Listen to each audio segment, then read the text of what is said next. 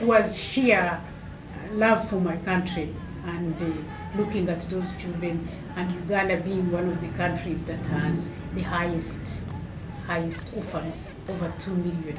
It's those sort of sentiments that encouraged me to start this.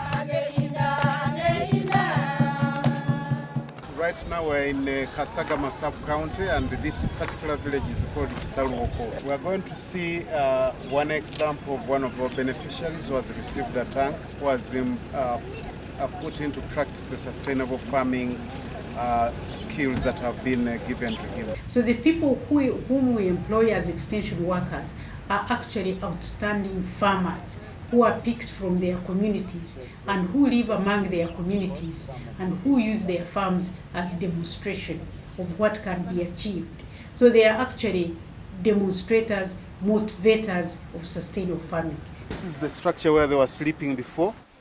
Very poor, very old, and that is the one we put up for them with a water tank. So when we give a family a house, it's a unit that has a house, it has a water tank and a pit latrine.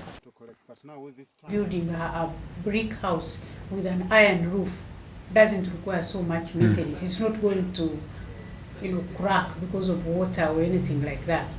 Well, the essence was that as we put up these small houses for the orphans, which are reasonably cheap, not too expensive, the community around would see and do the same. And we were very impressed. Our houses are that size, one person across here, put up basically using the model that we have used to build ours. It's a very good team, put it that way, and both here and in Uganda, that these trustees are not just trustees who come for the meeting for the sake of it. They actually go out in Uganda and see the problems, and they help in setting up these projects.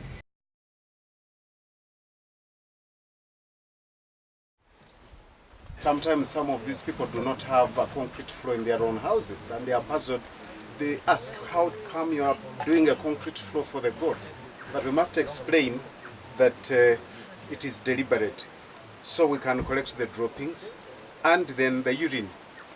These two are very, very important for the compost manure making. And they use the compost manure to make the kitchen gardens, to apply it to their banana plantations, which helps them produce much better. The yield is normally higher, the size of the bunch of matoke is much bigger.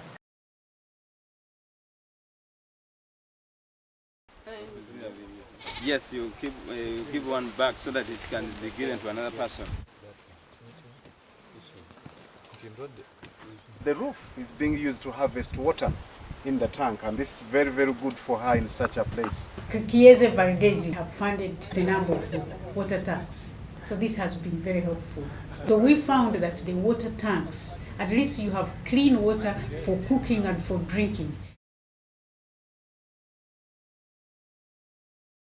I am pumping water at one of the boreholes that we renovated, which had been lying here for years without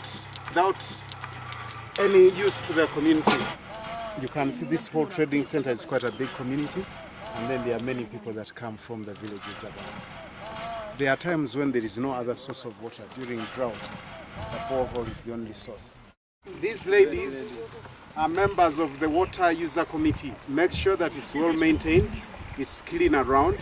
They're responsible for the hedge, this hedge that was built around it, to protect the area from cows. She's the chairperson of the local council.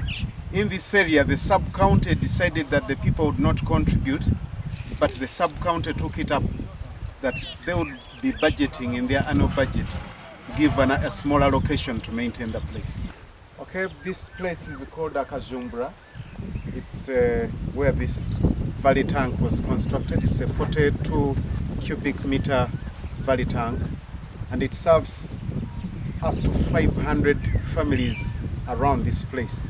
Some come from distances as long as 2 kilometers. The human beings come and draw water from there, and they pump the water. They fill the first trough where some animals can drink from. When that trough is full, more water comes into the second trough. And there is a small barb area fenced off where the animals cannot access.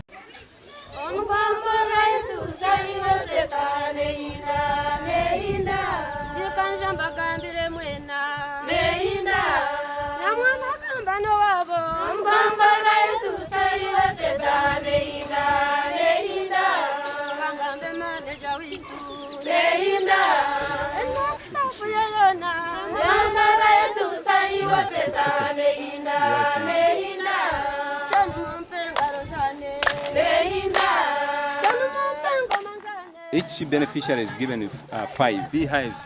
They are sited here, and we hope after 6 months they will be ready for harvesting. The honey can be sold, it can be used for by the family also. 2.5 hives would give you a jerrycan of about 30 kilograms of honey.